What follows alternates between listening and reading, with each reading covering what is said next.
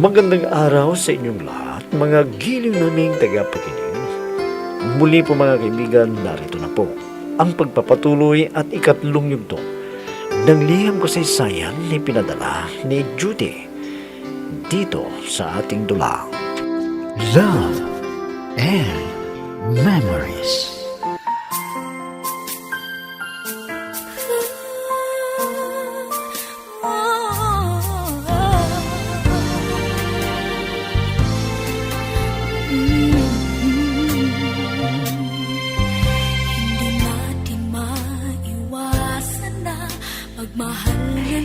Hindi na kami nag-usap ni Dennis bago ako nag-seminar. Pero pumunta siya sa bahay pagka-alis ko. At sinabi ang dahilan kay Mama kung bakit hindi siya nagpakita sa akin. Hanggang sa makauwi ako sa amin, ay hindi pa rin siya nagparamdam. At minsan na pumunta siya sa mall, ay may babae na lumapit sa kanya.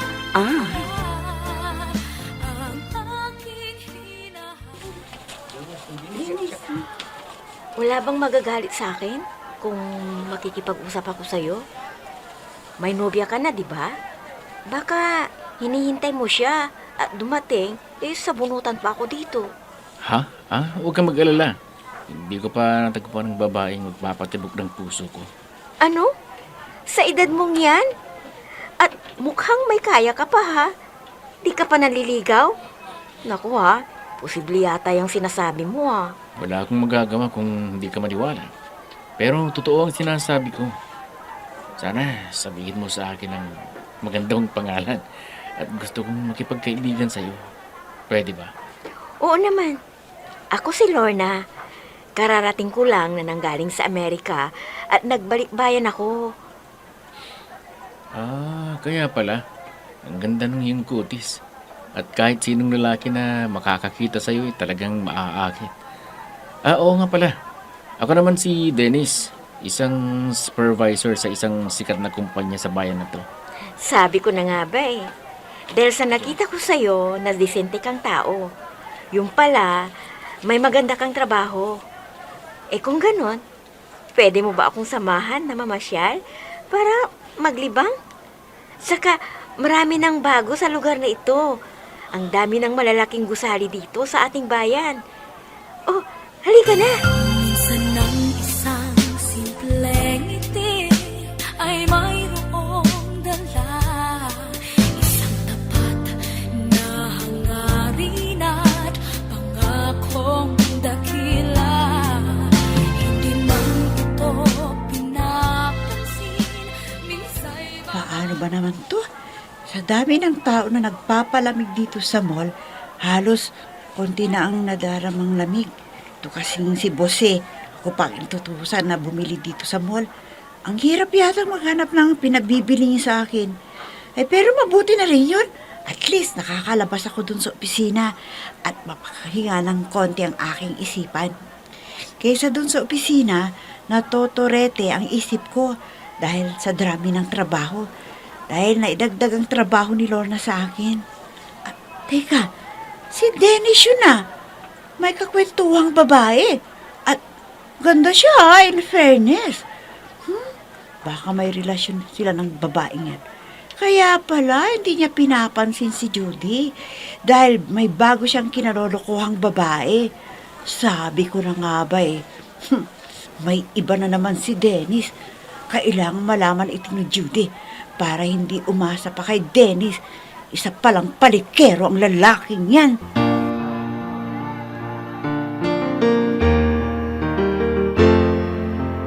I'm so blessed I have you, 'cause you gave the world to me.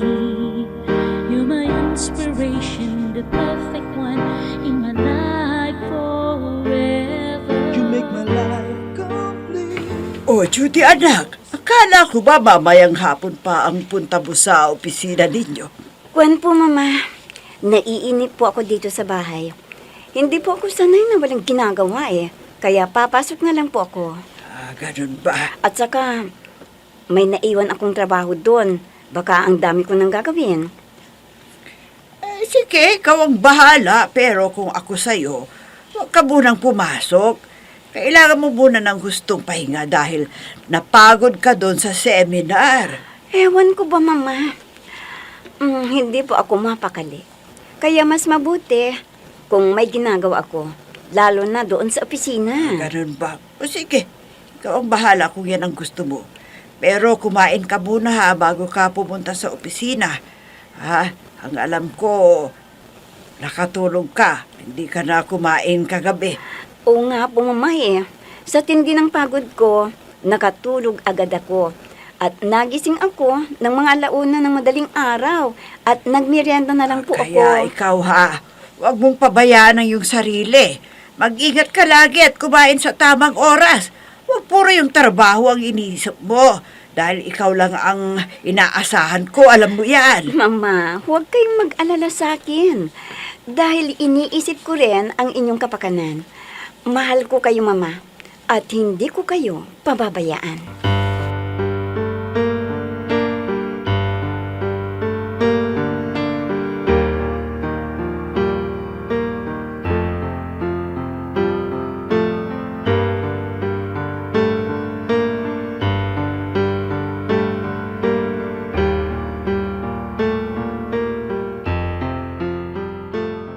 Naku, friend, akala ko bukas pa ang pasok mo.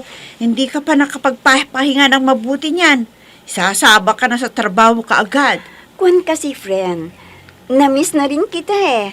At saka maiinip lang ako sa bahay na walang ginagawa. Ikaw talaga, friend. Ang sipag mo talaga.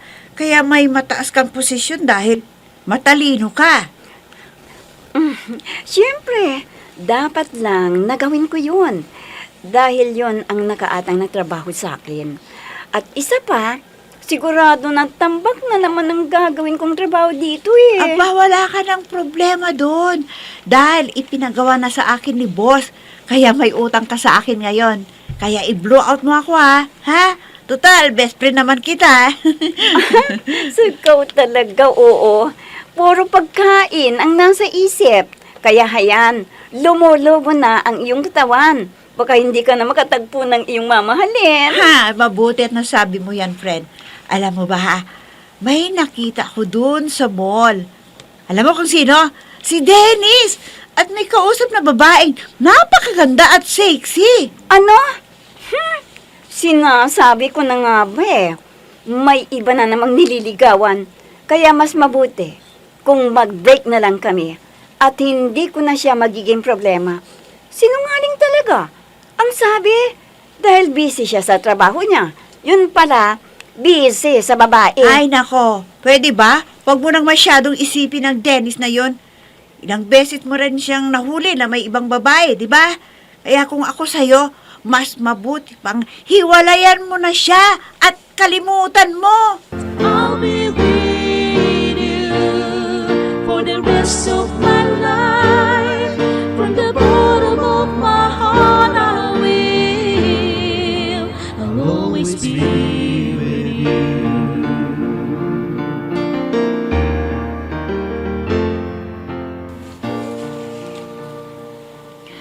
Ikaw pala ang sinasabing bisita ko. Mabuti at nakadalaw ka dito. Medyo boring ako eh. Kung wala akong kausap at ginagawa, boring. Kaya nandito ako para may kakwentuhan ka. At syempre, para makita kita. At di na ako makatulog at makakain dahil sa'yo. Parang lyrics ng kanta yung sinabi mo ah. Binubula mo na ako niyan eh. Parang di naman yata totoo eh. Ikaw ang bahala. Di kita pinipilit kung yan ang paniniwala mo. At alam ko na hindi ka pa nagtitiwala dahil hindi pa nagtatagal ang pagkakakilala natin. Okay. Biro ko lang yun. Naniniwala naman ako sa'yo, Dennis eh. Dahil ang iyong pangako ay tinupad mo. Lagi ka sa tabi ko kung kailangan kita. Mabuti naman kung may paniniwala ka sa akin. At sana magtiwala ka sa akin. Alam mo, Lorna, may gusto sana akong ipagtapat sa'yo eh. Ha? Ano ba yun? Huwag mong sabihin na uutang ka sa akin ha. Dahil wala pa kayong sahod. Hindi naman, Lorna. Ang ibig kong sabihin, ang nadarama ko na gusto kong malaman mo. Mula nang una kitang makita, umibig agad ako sa'yo.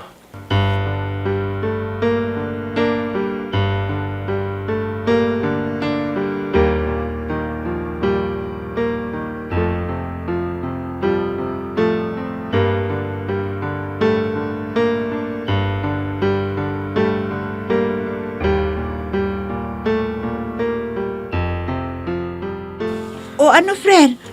Susunduin ka ba ni Dennis mamayang uwian natin? Para alam ko kung mauuna na ako sa'yo. Naku, sabay na tayo. Dahil nakalimutan na ako ng tarantadong yon. At tama ka. Baka yun ang ipinalit niya sa akin. Ha? Papaano yan? Wala pa kayong formal breakup. Sasabihin ko sana na maghanap ka na lang ng iba eh. Huwag kang mag-alala, friend. Dapat ko na rin siyang palitan. Dahil wala na yung pagmamahal na nadarama ko para sa kanya. Ay, mabuti naman. Para madali mo siyang makalimutan at hindi siya ang nababagay sa'yo. Eh, lagi na lang sama ng lubang binibigay sa'yo eh. Hindi lang ikaw yung magmamahal sa kanya. Siguro, nagsawa na rin sa aming relasyon dahil hindi niya magawa ang gusto niya na ibibigay ko sa kanya ang aking pagkababae. Ano? Masyado namang manyakis ang lalaking yun. Hindi pa kayo kasal. Pagsasamantalahan ka na. O tignan mo, nang hindi makuha ang gusto niya, naghanap ng iba. O, diyan mo malalaman na hindi tapat ang kanyang pagmamahal sa'yo. Kaya nga, kailangan ko siyang makausap para malaman niya ang desisyon ko na puputulin ko na ang aming relasyon.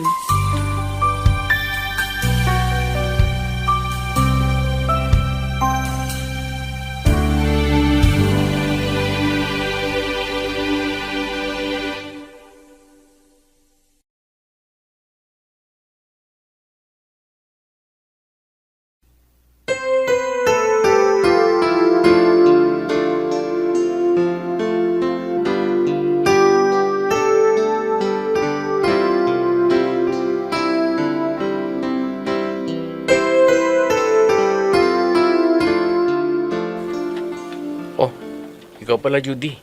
May kailangan ka ba sa akin? Bakit nagpunta ka rito sa aming opisina? Oo, Dennis. Ang tagal mo nang hindi nagpapakita sa akin. Kaya gusto kong malaman kung paano na tayo. Oh, hindi mo pa ba naiintindihan ang nangyayari? Hindi na kita dinadalaw sa inyo. Kaya alam mo na, wala na tayo.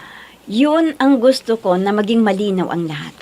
Kaya gusto kitang makausap para malaman mo na pinuputol ko na rin ang relasyon natin at magawa mo ang lahat ng gusto mo at di na kita pakikialaman pa. Mabuti naman at sa'yo nagmula yan. Hindi mo naiintindihan ang trabaho ko eh. Kaya mas mabuti ang naisipan mo para hindi ka na mag-aalala sa akin. At alam ko na galit ka dahil hindi ka yata naniniwala sa sinabi kong dahilan kung bakit hindi kita nadalaw. Huwag ka nang magkaila, Dennis. Bakit hindi mo pa aminin na may ibang babae na ipinalit mo sa akin? Ha?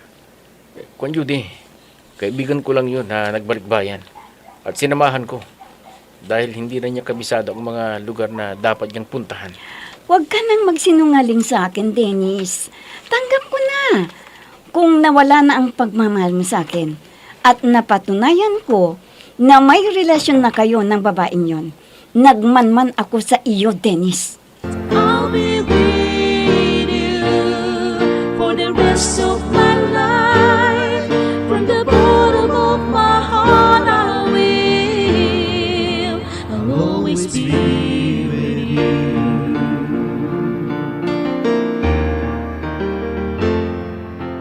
O, Judy, iha, bakit malungkot kang umuwi dito? Hindi pa ba kayo nag-uusap ni Dennis? Pinuntahan ko siya sa opisina niya, Mama, at kinausap. At sinabi ko na mag-break na kami. Ano? Eh, baka naman nabibigla ka lang, iha. Dahil galit ka sa kanya nang hindi nagpakita sa'yo ng mahigit 1 linggo. Hindi po ganoon, Mama. Kundi totoo ang sinabi ni Gemma sa akin na may ibang kinalolokohan si Dennis. At nakita ko mismo ang babaeng ipinalit niya sa akin. Masakit, Mama. Pero kaya ko ito. Ikaw ang bahala kung yan ang desisyon mo. At hindi ako makikialam sa ganyang bagay. At siguro ang masasabi ko lang, hindi kayo para sa isa't isa. Kaya ibuhos mo muna sa iyong trabaho ang lahat para hindi ka mag-isip at hindi ka mawala ng pag-asa na may darating pang magandang kapalaran sa iyo. Opo, Mama. Nandito naman kayo na gumagabay sa akin at nagmamahal. Kaya pabayaan ko ng lalaking salawahan na hindi pa kami hiwalay ay may reserba pa siyang ibang babae. Hindi bali, anak. Magkakatagpo ka pa rin ng iba na tapat na magmamahal sa iyo. Ganyan talaga ang pag-ibig. Hindi lahat ay puro kaligayahan. May dumarating ding kalungkutan.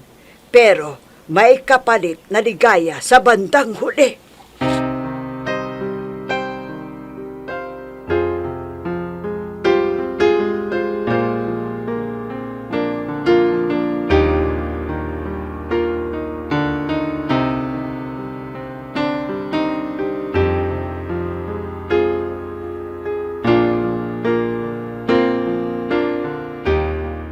Oh, friend, ano bang nangyari sa'yo? Bakit ganyan ang itsura mo? Para kang nawala ng 1,000 dyan ah. Oo naman, friend. Kahit paano. Masakit din ang ginawa ko na nakipagkalas na ako kay Dennis. Ano? Friend, wag mong sayangin ang panahon mo sa ganong klaseng lalaki na makasarili at walang pakialam sa'yo. Kahit masaktan ka, wala siyang pakialam. Ilang beses na niyang ginawa yan sa'yo, di ba? Buti na lang at nagising ka sa katotohanan. Hindi ko akalain na hindi pa siya nagtino at hindi siya kontento sa akin. Mas mabuti na ito kesa magka-problema pa ako sa kanya. Tama ka dyan. Hindi naman siya nag-iisang lalaki dito sa ibabaw ng mundo ah. Ang dami dyan na tunay ang kanilang pagmamahal. Kaya hayaan mo na yung lalaking yun. Pabayaan mo na sa gusto niya. Talagang ganun ang gagawin ko, friend.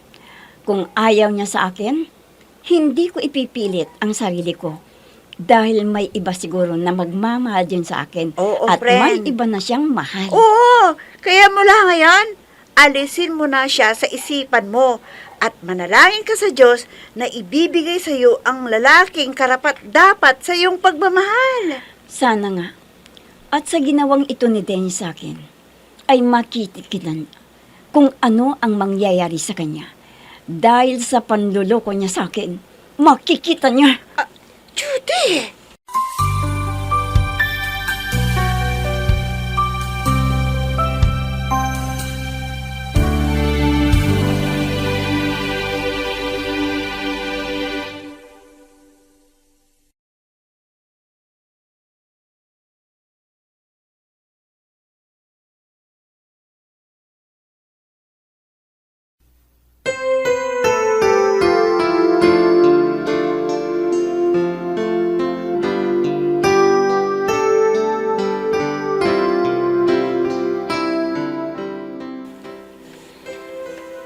Ano kaya ang gagawin ni Judy kay Dennis? Mga kaibigan, huwag ninyong kalitaang subaybayan ang pagpapatuloy at ika-4 na yugto ng liham kasaysayan ni pinadala ni Judy dito sa ating dulang. Love and Memories. Mga nagbibigay buhay sa ating dula ay sina Mayra Abrihal Narnola, Susan Malikdem, Robert de Guzman, Yehuda Ismael, Eva Alcoriza, Jun Cabato, Ami Diaz, at si Oscar Ora. Technical supervision at musika ni Oscar Ora. Nilapatan ng tunog ni Robert de Guzman. Mula sa panulat at direksyon ni Ami Diaz. Love and Memories.